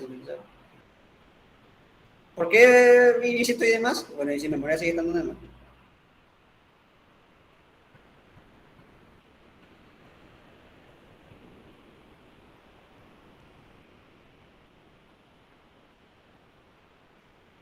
Eso dice Sartre en La náusea.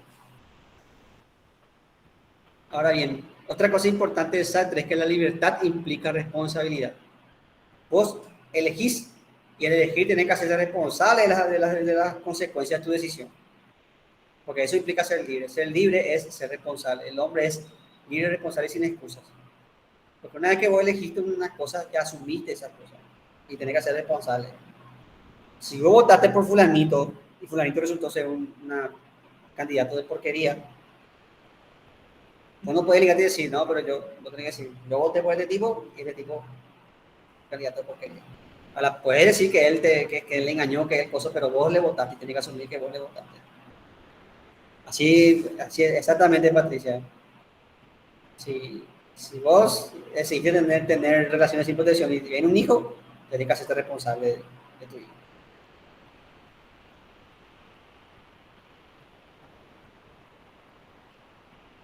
Profe, ¿Elías? ¿y qué pasa con esa cuestión entonces de que ninguno de nosotros decidimos nacer, por ejemplo? ¿Cómo vas a decir no nacer? Y ninguno de nosotros decidimos que nuestros padres tengan relaciones sexuales y por lo tanto un espermatozoide fecunde con el óvulo y tal, tal, Por tal. eso dice Sartre que vos estás arrojado al mundo, vos te tiraron acá. Que te tiraban acá. Y en ese caso, por ejemplo, ¿qué pasaría entonces con el aborto? Tipo, una persona externa está decidiendo que yo no nazca. Sí. Aunque en ese caso vos no sos libre de equipo, porque ni siquiera sos consciente, ¿verdad? Entonces yo no soy persona si no soy consciente. Técnicamente, acá no estamos metiendo en terreno berenjenoso, pero técnicamente no, aunque es un área muy jodida, porque entonces podríamos decir que una persona en estado vegetal tampoco es persona. Entonces, perfectamente yo podría ir a un hospital y vaciarle un revólver ahí a una persona en coma. Claro, y esa es justamente mi cuestión. Qué loco. Es un terreno vidrioso, así. Pero para Sartre, vos ya estás arrojado al mundo y una vez que estás en el baile, tenés que bailar. Eh...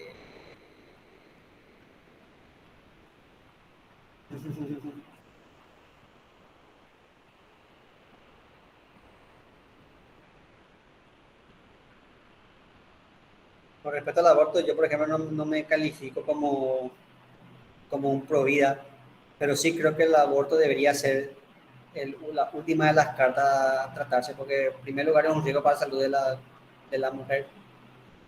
Por más que lo peguen en mejores condiciones, es un riesgo, puede morir. Como toda operación es riesgosa.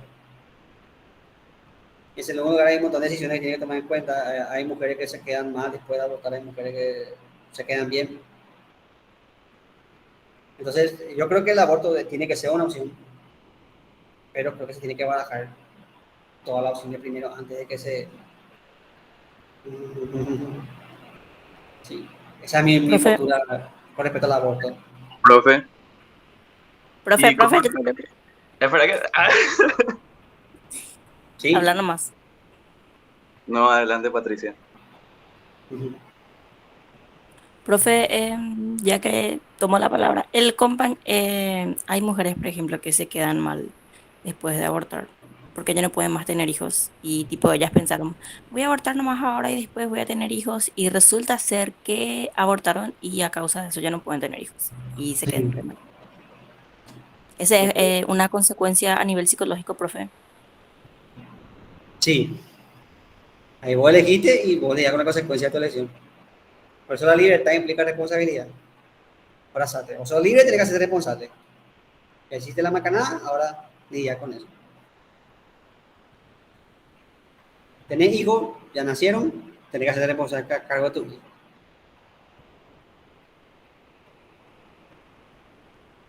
Tenés que hacer responsable de todas las decisiones que tomas en tu vida. Si metiste la pata,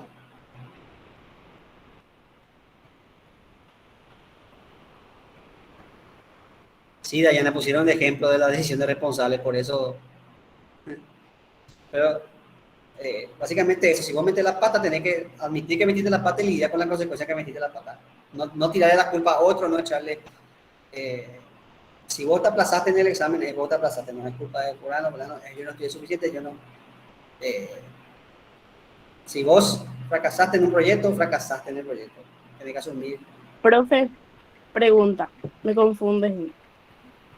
A la hora, viste que cuando vos te embarazás, ¿verdad? Bueno, te embarazás, no podés abortar porque supuestamente es prohibido todo eso, pero vos sos libre y vos no Sí, querés tener esa criatura. ¿Cómo vas a hacer? O sea, tipo, si vos no querés hacerte responsable de eso y vos supuestamente sos libre, en ¿cómo? realidad la decisión es tuya. Lo único que tenés que hacerte es responsable de las consecuencias de esa decisión. Profe, Ujú. ahora sí. Una consulta, o sea, bueno, quería preguntarte algo con respecto a tu postura, por ejemplo. Y es que habías dicho que tipo tendría que plantearse último por el tema de que tienen que verse también los riesgos para la mujer y todo eso. Sí, Pero entonces, por ejemplo, debería ser ilegal una cirugía a corazón abierto, por ejemplo. yo no dije nunca que se legalice pero en una cirugía, de corazón abierto, el médico está obligado a decirte, esta es la operación, estos son los riesgos, estas son las probabilidades que tenés. Claro, y en un aborto también.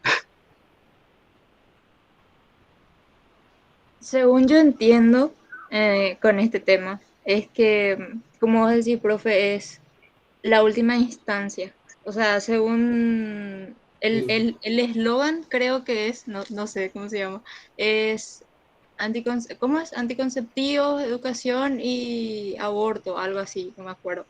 Pero es como que el Estado, o sea, los estados, las autoridades deben de Mm. primero proveer educación sexual integral para todas las personas, luego proveer anticonceptivos y métodos para las personas gestantes, o sea, para las personas que estén en edad reproductoria principalmente, y luego está la legalización del aborto para que sea seguro, para que por ejemplo, esos abortos clandestinos en donde tienen más probabilidad de que las mujeres queden sin más posibilidades luego para tener más hijos cuando ellas se sientan seguras y cosas así. Ahí para eso es el aborto, para que sea seguro, para que un profesional sea el que te haga el procedimiento para que todo esté mejor. Según Dios es así. Profe, Investiguen, por ejemplo, las cirugías plásticas.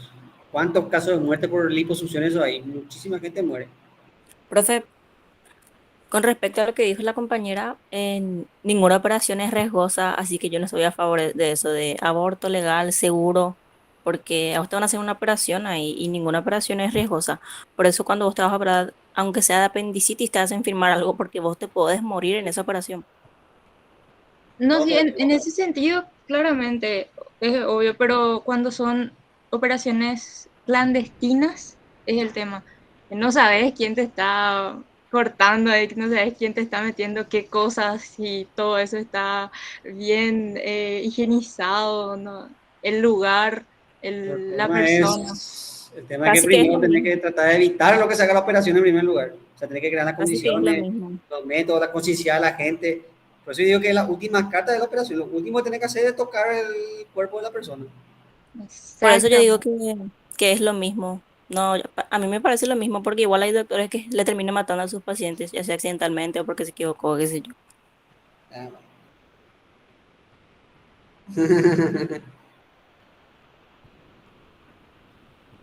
entonces, eso es lo que, volviendo a Sartre, Sartre decía que la libertad implica responsabilidad de tu decisión. implica asumir las consecuencias de lo que vos decidís. No es solamente porque justamente ahora está de moda decir yo tengo derecho, pero nadie se acuerda de las obligaciones. Ahora está de moda nosotros, y que está bien, para mí está bien que la gente reclame sus derechos en todo sentido, pero esos derechos también vienen con obligaciones. Por ejemplo, la libertad de expresión. La libertad de expresión no quiere decir que vos puedas decir lo que quieras ni ofender a... la libertad de expresión implica también derecho y implica la responsabilidad de hacerte cargo de lo que vos decís.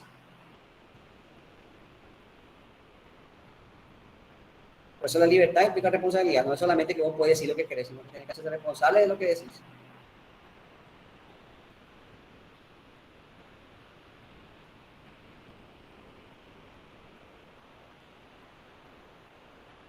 Ahora hablemos del Sartre y el marxismo. Sartre, como yo les dije, militó en la izquierda. Sartre defendió los gobiernos marxistas. Se sacó una foto con el Che Guevara. Estuvo en el mayo del 68 con una revolución estudiantil. Muchos le dan un carácter marxista, pero en realidad era una bolsa de gato. Había de gente muy anarquista, trotskista, marxista, de derecha. Pero fue más un cosa de izquierda, de la izquierda francesa. Sartre estuvo en el mayo del 98, habló bien del gobierno de Mao Zedong en China. Entonces era muy polémico pero lo más polémico que dijo es que el marxismo es la filosofía de sus tiempos, o sea, de nuestros tiempos, decía, por defensa del siglo XX. El marxismo es la filosofía de nuestros tiempos y el existencialismo es solamente una parte del marxismo. Sartre decía que el principio fundamental del materialismo es la libertad. Es lo único bueno que tenemos de la existencia de la libertad. Y Sartre decía, nosotros también. Entonces el marxismo y el existencialismo son comunes porque definen la libertad. Pero Sartre, sin embargo, Sartre también era crítico del totalitarismo marxista y decía que hay que humanizar el marxismo. O sea, el marxismo no tiene que caer en un totalitarismo. Por supuesto, muchos le criticaron a Sartre por estas expresiones. La izquierda marxista y la izquierda ortodoxa le criticó a Sartre porque le acusó básicamente de ser un poser, porque Sartre decían, mirá la Sartre sacándose foto con el Che Guevara, mirá la Sartre en la manifestación del mayo 68, pero ¿dónde estuvo Sartre cuando vinieron los nazis? ¿Dónde estaba Sartre? Sartre estaba plagándose ahí en el café. O sea, le acusaban a Sartre de ser un intelectual de café, un poser. Un tipo que amaba quilombo, pero cuando venían las cosas... Seguro tenía la remera de Nirvana y eso.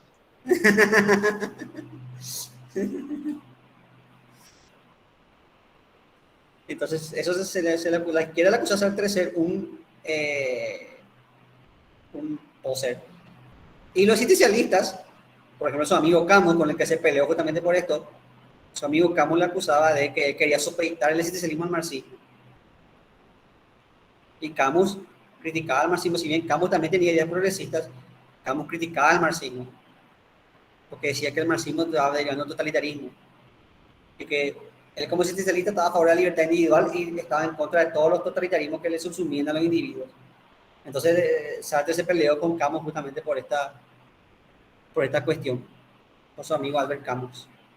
Profe, Patricia. Profe, acá en el programa sale de Jean-Paul Sartre, dice, crítica a la razón dialéctica, intento de analizar la sociedad utilizando como mediación dialéctica al marxismo y existencialismo. Eso es de lo que estamos hablando ahora, profe. Sí. Pero la dialéctica, ¿de quién criticó, profe? ¿De Heidegger? No, la dialéctica marxista. Sartre decía que había que humanizar el marxismo. El marxismo era buscar la libertad humana y que esa dialéctica marxista de lucha de clases, eso al final le cosificaba al proletariado. El proletariado era solamente un objeto de lucha, una herramienta de lucha, donde Sartre decía que había que humanizar al marxismo. Esa era la crítica que Sartre hacía al marxismo. Recuerden que Sartre viene de la izquierda francesa, que es una izquierda que se decepcionó del marxismo porque el marxismo derivó del estalinismo y los intelectuales franceses se decepcionaron del marxismo, de la línea soviética del marxismo. Porque ustedes saben que el gobierno de Joseph Stalin fue un gobierno bastante duro y que acabó con toda oposición y todas esas cosas. Entonces, a los intelectuales franceses no les gustaba eso. Y por eso que Sartre queda en el medio del fuego, queda entre, le critican a sus mismos colegas y le critican a los marxistas, porque Sartre criticaba el marxismo y a la vez defendía, entonces quedó en el medio. Sartre le criticaban de los dos lados. Los no marxistas y los marxistas le criticaban a Sartre.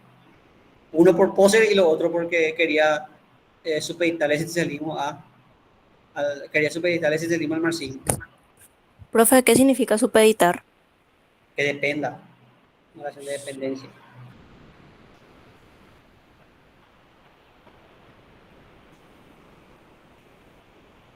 Entonces, esa es la polémica relación de Jean-Paul Sartre con el marxismo. Es gracioso porque los marxistas y de línea dura le catalogan a la filosofía de Sartre como una filosofía burguesa. Porque para el marxismo el existencialismo es demasiado individualista. En cambio, el marxismo busca el colectivo. En cambio, Sartre hace énfasis en la libertad individual. Profe, entonces esto sería como Kant, porque Kant, por ejemplo, en la crítica de la razón pura, le critica a la metafísica de Aristóteles y después le apoya otra vez. Sí, Tipo, algo así sería. sí, así mismo trata de esa misma relación amor-odio tenía Sartre con el marxismo. Y eso también se le cuestiona mucho, sí. Vos defender la libertad y crees que decir que el hombre es libre y sin excusa, y después te vas a sacar una foto con el Che Guevara. Para muchos era hipócrita eso, ¿sí? Pero hay que reconocer que Sartre sí cuestionó las atrocidades del totalitarismo marxista, ¿verdad? Sí cuestionó eso. Por eso decía que había que humanizar el marxismo, pero esa que hace del medio le dejó en una situación de fuego cruzado.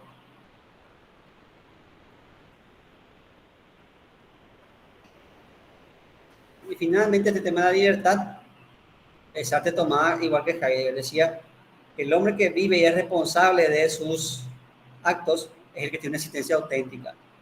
Y el hombre que no se hace responsable de sus actos, que siempre le culpa a otro, que siempre no, pero él dijo, no, pero yo estaba estudiando, pero lo que pasa es que el profesor esto y le culpa a los otros, es el que vive inauténticamente. Se toma también de Heidegger ese tema de existencia auténtica e inauténtica. De hecho, el filósofo argentino José Pablo Feynman dice que Sartre era un Heidegger afrancesado. Pero para mí había varias diferencias.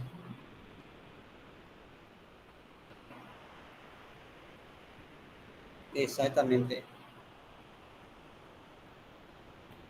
Esta es una frase de Sartre y también es el título de un ensayo de él.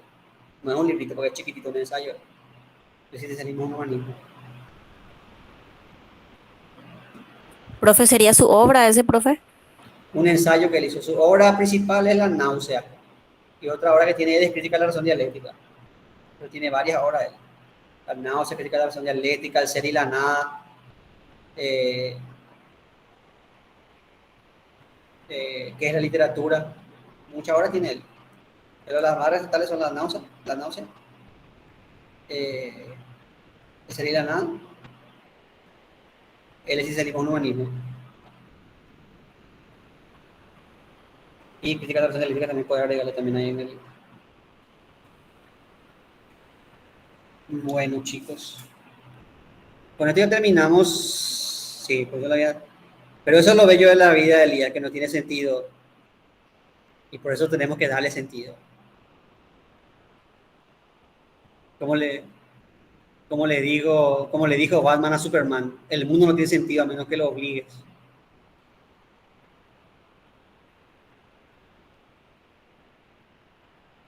No, generalmente no son en la obra de Sartre.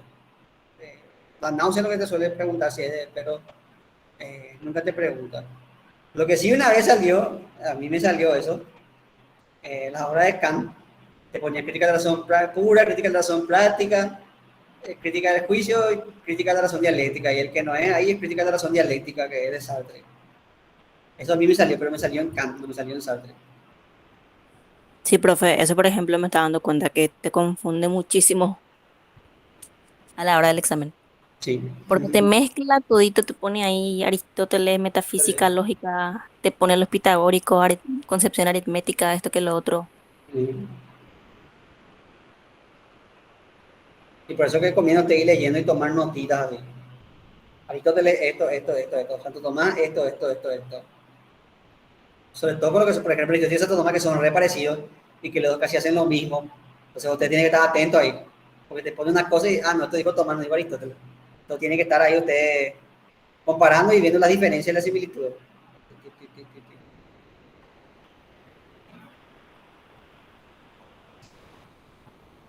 Por cierto, en el PowerPoint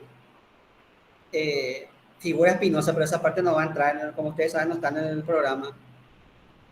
Hoy justamente me dijeron que está Espinosa en mi PowerPoint. Y eso es porque cuando vino el desastre de una nota de calle en 2016, hubo un cambio, o sea, el desastre hicieron en el término CPI porque cambiaron el programa. Quisieron hacer un nuevo programa, la intervención, lo que están intervinientes, quisieron hacer un nuevo programa, y en el programa se estaba Espinosa. Y yo justo empecé a enseñar ese año y hice, como yo armo mi PowerPoint en relación a los PowerPoint que tengo ya armados. O sea, ahí dice que se quedó la parte de Espinosa, pero eso no entra Espinosa porque después de una te caía se sacó de Espinosa y ahora se sacó lógica. Antes estaban los tres racionalistas y los tres empíricos. Estaba Descartes, Spinoza y Leibniz, y estaba Bacon, Hume y Locke. Estaban 3 y 3 estaban antes. Y durante una antecalle nomás, en ese año una antecalle nomás, en ese 2016, que fue cuando yo empecé a enseñar en el CPI. Justo el año del kilómetro, pero bueno. Y el punto es que quitaron a Bacon y le quitaron a Spinoza. Volvió a entrar el programa como antes. Y ahora les aviso porque también me contaba que en el programa que subieron a la plataforma está lógica, pero lógica no está. Si ustedes miran el nuevo programa, van a ver que no está lógica en el nuevo programa de estudios. ¿Por qué se quitó eso? Como ya les expliqué, se quitó porque muchos de ustedes no dieron lógica y es una desventaja enorme para la gente que no dio lógica que haya una unidad. Y para como lógica, algo de vos te quedan un año y acá nos tocaban 2 o 3 clases de lógica, la teníamos que dar en 2 o 3 clases, lo que sean un año. Entonces se decidió eliminar la parte de lógica. Y eso es ventaja para ustedes porque es menos cosas que estudiar. Así que ustedes, a partir de este año se eliminó lógica, así que ustedes parten con ventaja.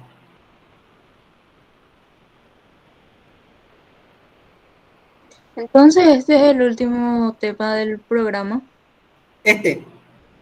Sí. Sí. Hoy terminamos con el programa. A partir de mañana, repaso. ¿Qué? Sí, vamos a tener repaso así, clases de los temas que ustedes vayan seleccionando. Y vamos a tener también pruebitas. Pruebitas.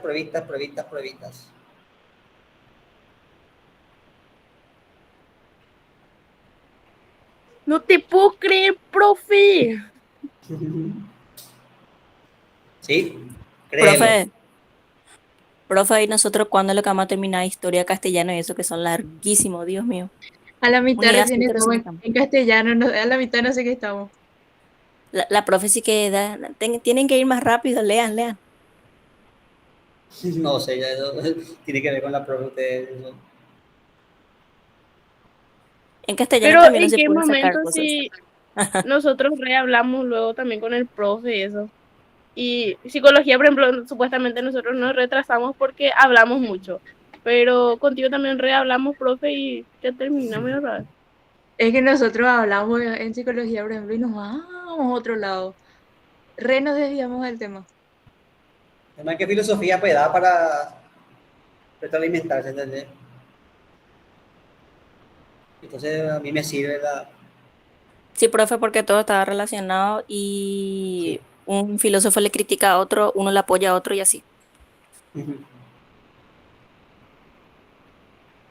Y aparte que como una cosa se relaciona con otra, vos podés yendo así, haciendo el hilito ahí. Entonces, Profe, eh, no te la puedo. La primera materia que terminamos ya. me alegro. Ujú.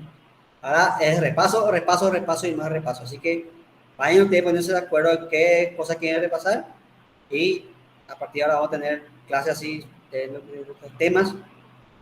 Voy a ver también los exámenes, de acuerdo a lo que estemos mal, bien. Yo voy a ir considerando que vamos a repasar.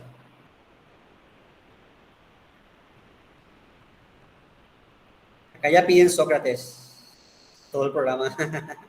No podemos hacer de nuevo otra vez.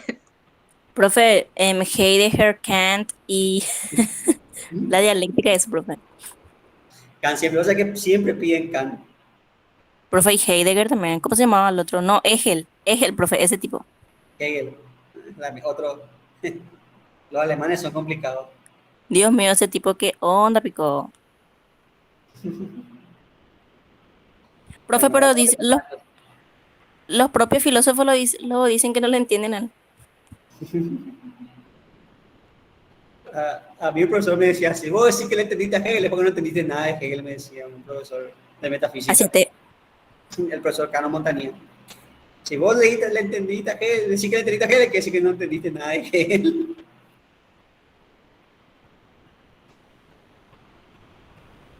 Y bueno, chicos, nos vemos entonces.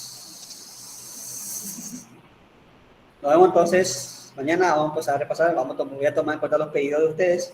Ahí ya leí Sócrates, ya leí Kant, ya leí Hegel.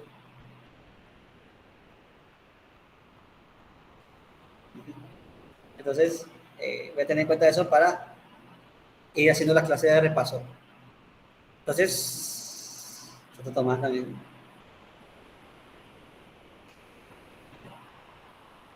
Entonces vamos a estar repasando todos estos filósofos y nos vemos en la siguiente clase. Dale, profe, nos Chao, vemos. profe, gracias. Chao, chao. Chao, profe.